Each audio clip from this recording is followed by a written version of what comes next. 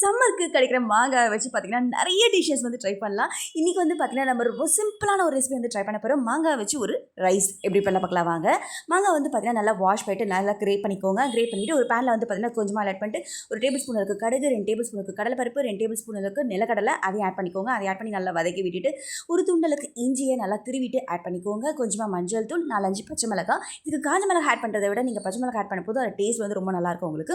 பெருங்காய பவுடர் அதை ஆட் பண்ணி நல்லா வதக்கி விட்டுட்டு நம்ம திருவி வச்சிருந்த மாங்காய் அதை ஆட் பண்ணிக்கோங்க. தேவையான அளவுக்கு சால்ட் ஆட் பண்ணி நல்லா வதக்கி விட்டுக்கோங்க. ஒரு 2 நிமிஷத்துக்கு ஸ்லோலே நல்லா வதக்கிக்கோங்க. நிறைய நேரம் குக் பண்ணுன்ற அவசியம் இல்லை.